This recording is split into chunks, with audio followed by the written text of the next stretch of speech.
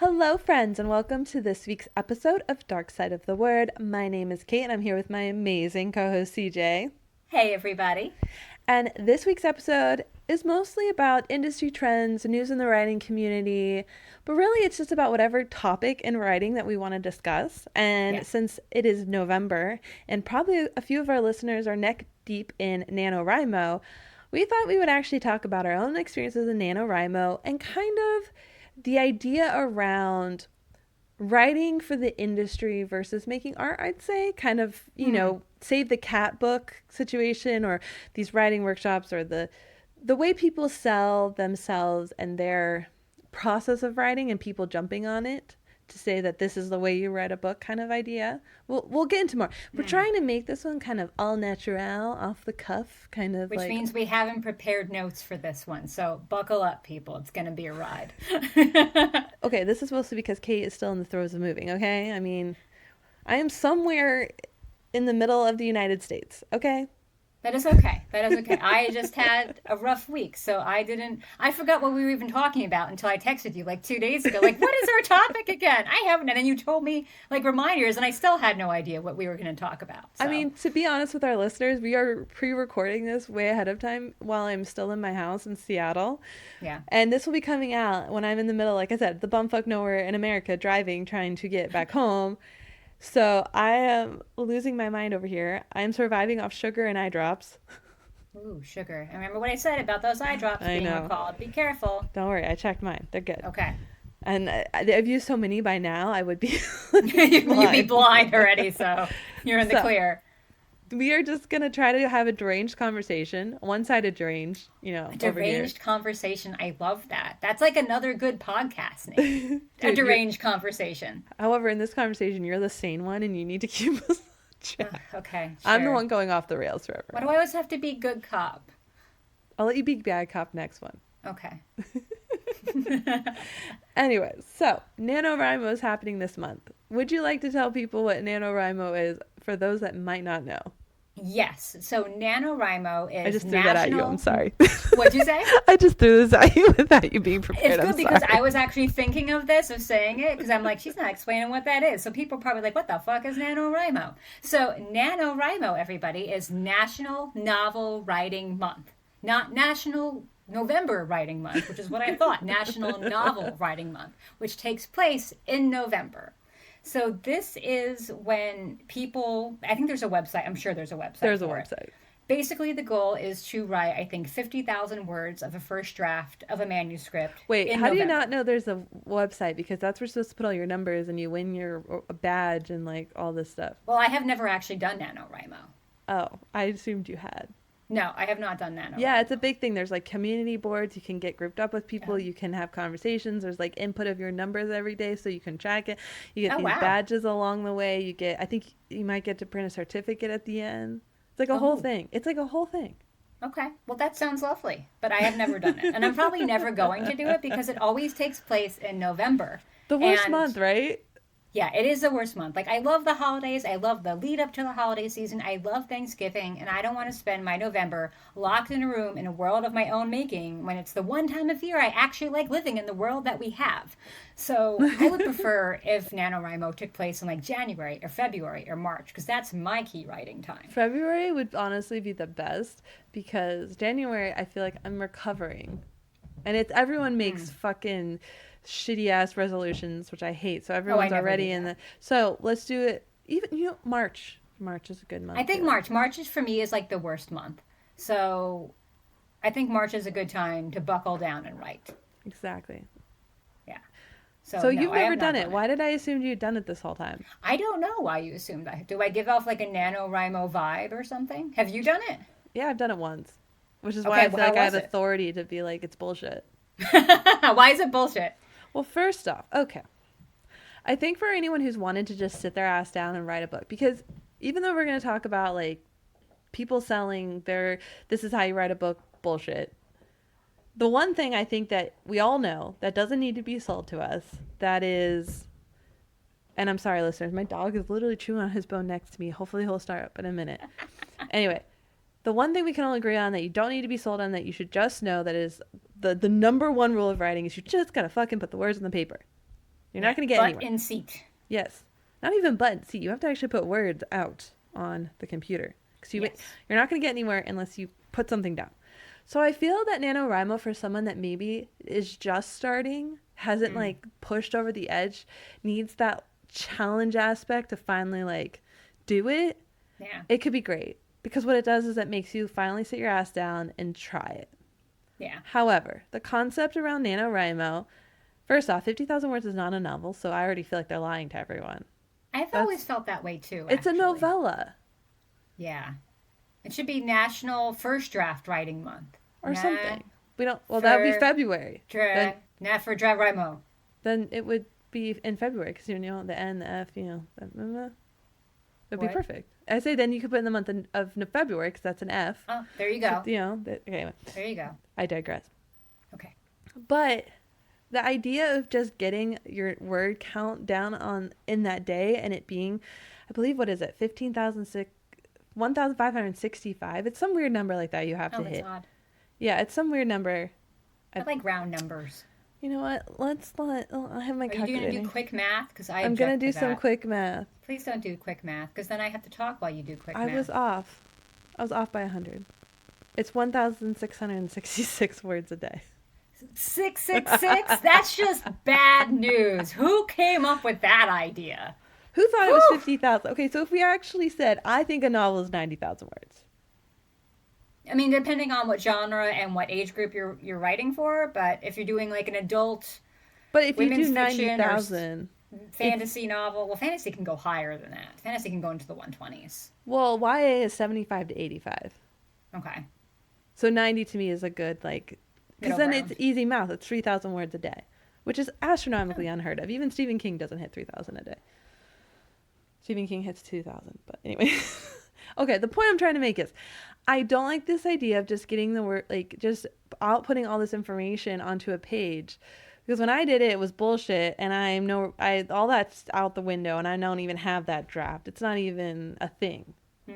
It was, I don't know, it was such a waste of time for me. It's not the way I work as a person, which is the whole point of why I wanted to talk about this in a podcast, is finding how you work as a person and what represents your art, and not doing what industry and society tells you need to do to get it done.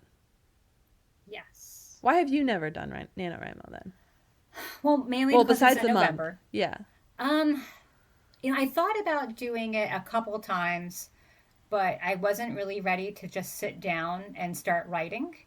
And I also didn't have any writer friends. I didn't really know much about NaNoWriMo. I just never really appealed to me. And I get that, because I also feel that you as a writer, that's not how you work.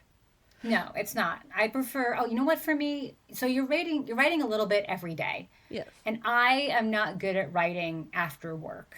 I'm tired after I spent all day on a computer doing legal stuff. I don't want to necessarily be in front of the computer again. My time to write is really on the weekends. And I love to write in 3 to 4 or more hour blocks. Like I do 8,000 words a day sometimes, between 5 and 8,000 words a day. But I do that on the weekends. I don't do it during the week. So having to do a little bit each day just, I feel, would break up my process a lot, because I can't just think in quick little bursts like that unless I'm doing like end of the line revisions, you know? Exactly. And you're getting to the point that you have to hit this word count, which I know that imagination and creativity is building a muscle, but you're kind of exhausting it to the point that you can't maintain that. 30 days is asking a lot for especially someone who's never written before to put out almost 1,700 words every day for 30 days straight. It's going to exhaust the muscle to the point of not being putting a bad taste in your mouth of writing. Or it could be really helpful for people. Maybe you're wondering, do I want to write a novel? Do I like writing this? And if you do it every day for a month, maybe you discover you do love it. There are some positives. I agree. I'm like you. I can't write at the end of the day. I have it because I have a lot of anxiety and issues come up that by the time I get to that part of the day, one, I'm either too exhausted because I've just exerted myself the whole day, or two, my brain's spinning too much. I can't get to focus like I need to write. So I actually write an hour after getting up in the morning, because I do my hour morning routine. I know I've talked about it on here. I get up, I do my hour morning routine, then I go straight into writing before my brain is fully awake, which sounds oxymoronic. But honestly, what it does is it allows me just to focus on the one specific part of my brain before all the thoughts come spiraling in. Yeah. And I'm a person that is time. not words. Yeah. So I write for an hour, and some days I can get 2,000 words. Some days I only get 400.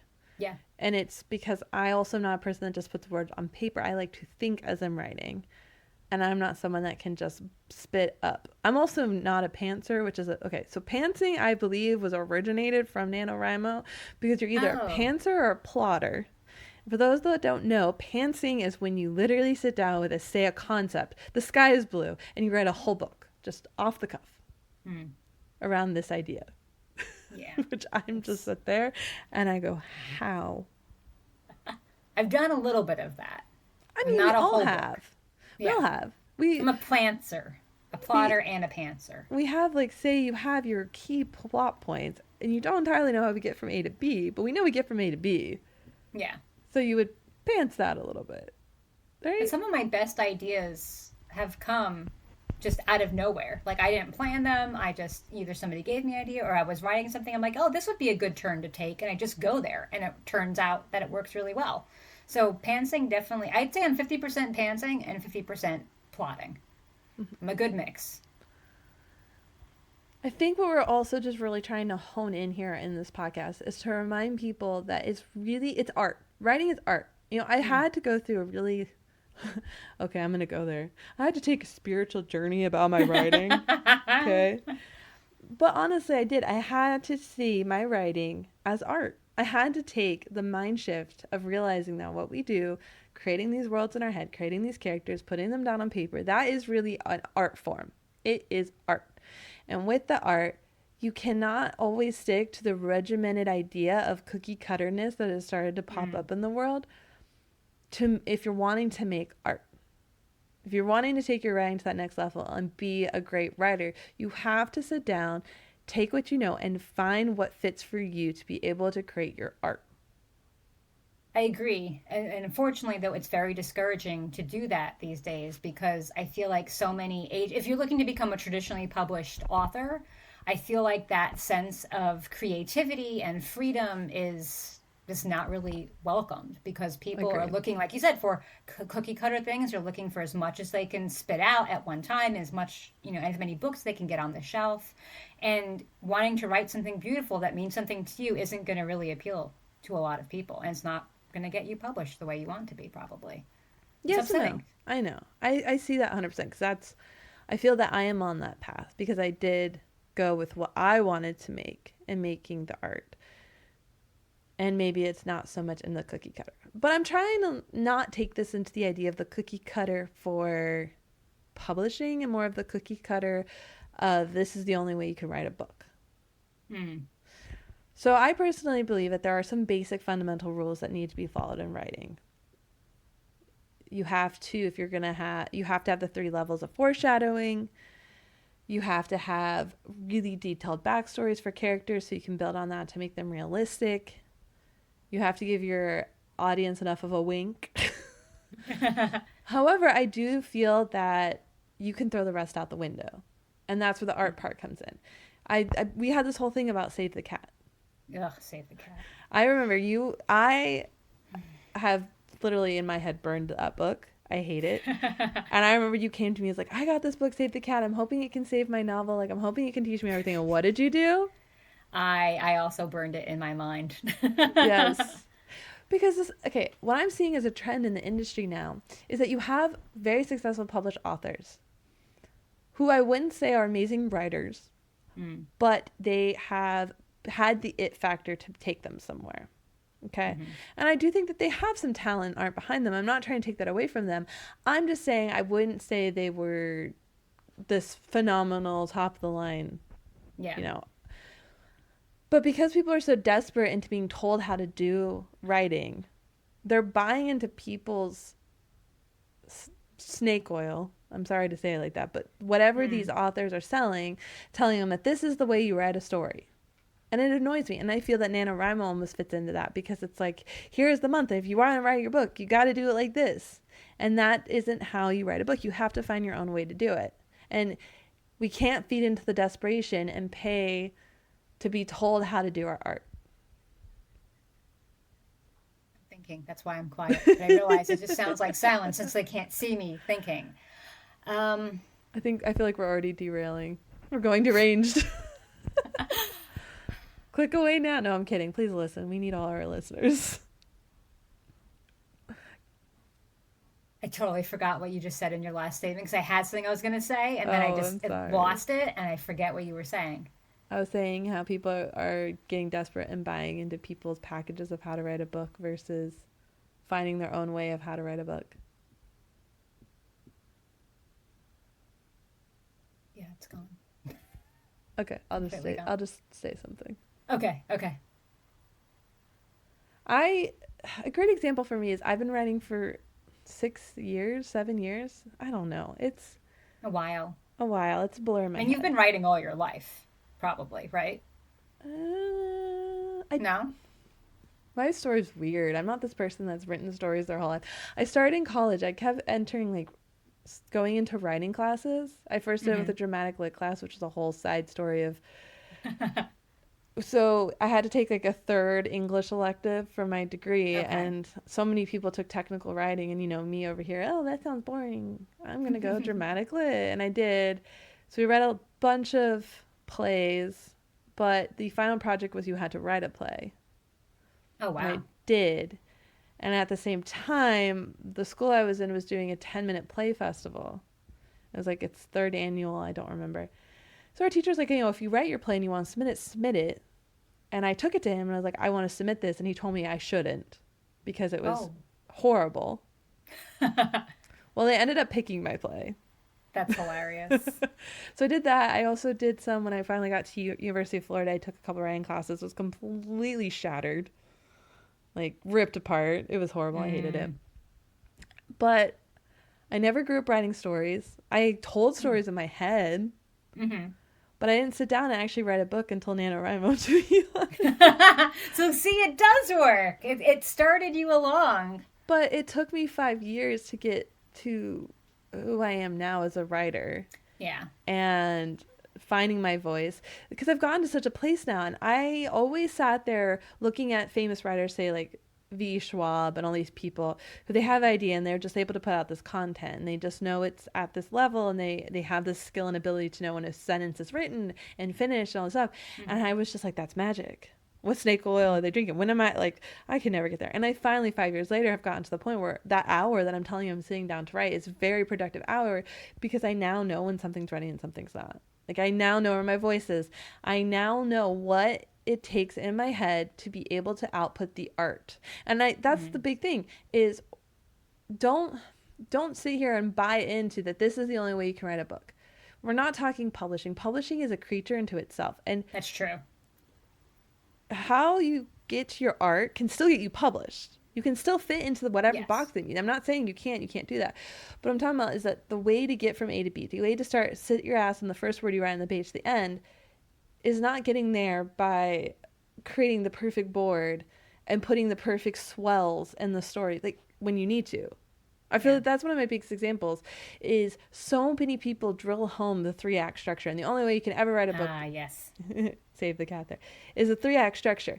And though I do agree that a book needs swells of emotion, you have to have some Mm-hmm. undulating waves of like highs and lows to be able to bring it in. We need some of those.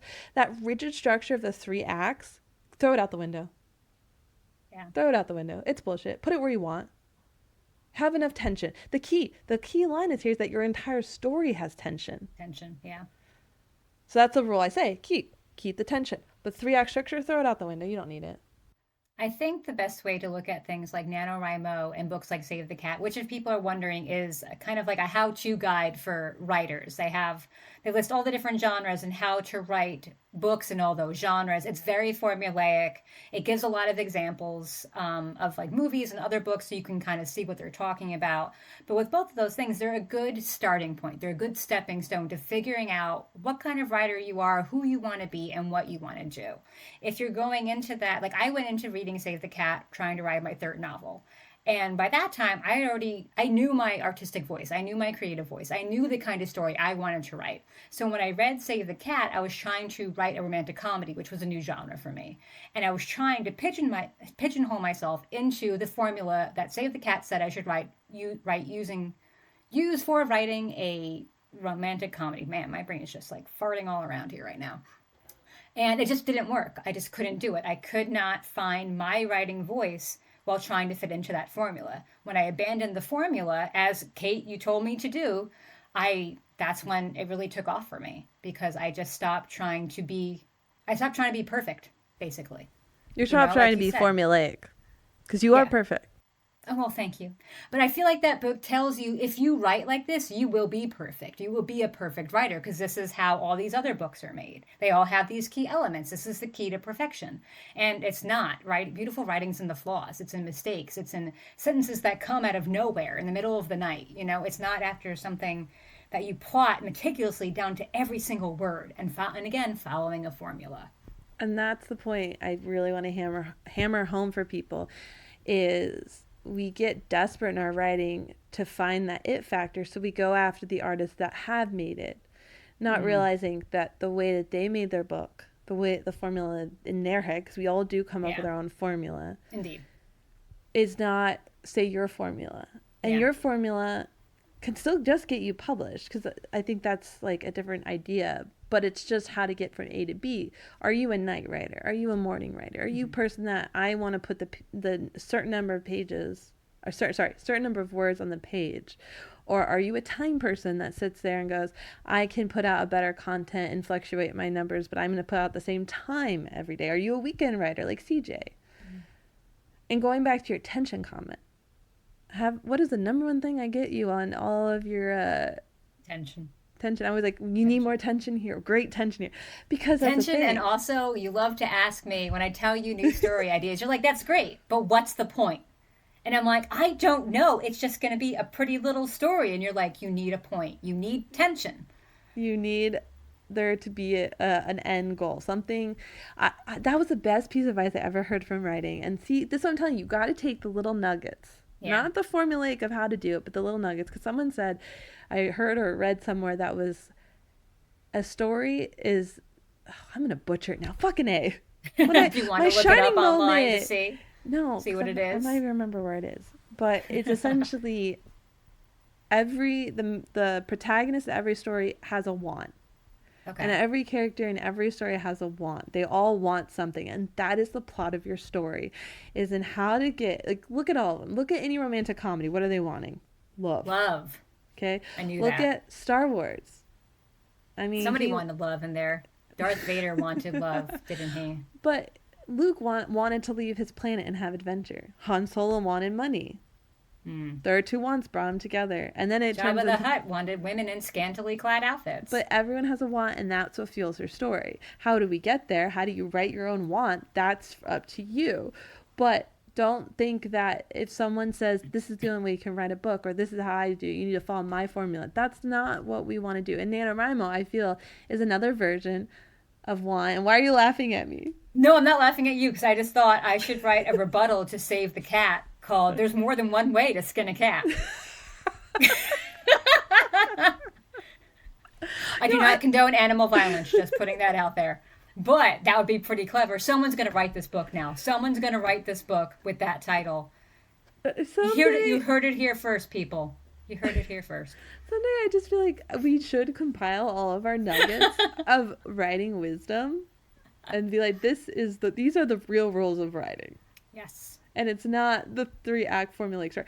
There was a book that I listened to the author give a interview over, and it was about birds. Like, I forget what it's called. There's a raven in the title, but the idea was this bird. It was a fantasy thing. I don't remember how they come in.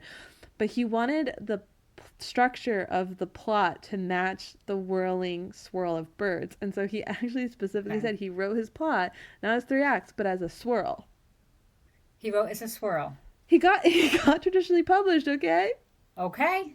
But this is what I'm saying. We gotta not get so desperate that we lose the art. And now I feel like all of our listeners have been rolling their eyes this whole entire podcast, because they're like, who the fuck are you to talk about this? Where's your book out in the world? That's true. We're just a bunch of raving idiots telling you that this is how it's going to be done, but what is our proof?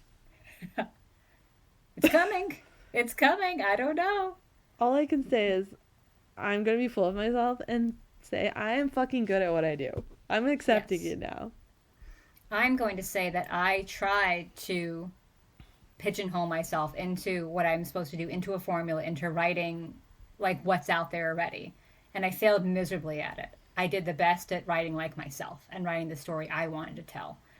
Am I ever going to get traditionally published with it? I don't fucking know. I hope so, but honestly, I don't know. There's a lot of factors working against people. CJ's being an emo writer right now. She's already kind of like writer. Been putting herself down. So we're just I going am to ignore having her an saying existential that. crisis today. Yes, we're going to ignore that side of her because let's all forget how many full requests. Okay, this is the proof, listeners. She finally stopped listening to how everyone else told her to write a book. She wrote the book she wanted, and now she has gotten so many full requests, and she is blowing up with her book. So I just want to point out to you guys, if you need a success story, there's one right here on this podcast. It's a good thing we don't do a video because you're going to make me cry. And I'm totally serious because I needed that today. Thank you, friend. I love you. That's very helpful. But you are, oh my God, your dog just scared the crap out of me in the background. It's like this great dark mass, and after our talk about there being ghosts in your house, my mind just went all sorts of crazy places. I usually see your gray dog, not your black dog. The gray dog is bigger and taller.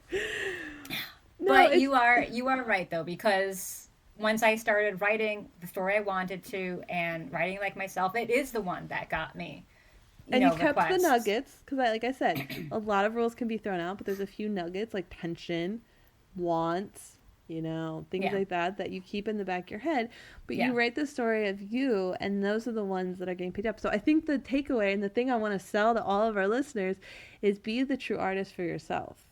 Yes. You can use things like NaNoWriMo and Save the Cat and any other advice, workshops, whatever things people want to throw at you or you feel interested to look at.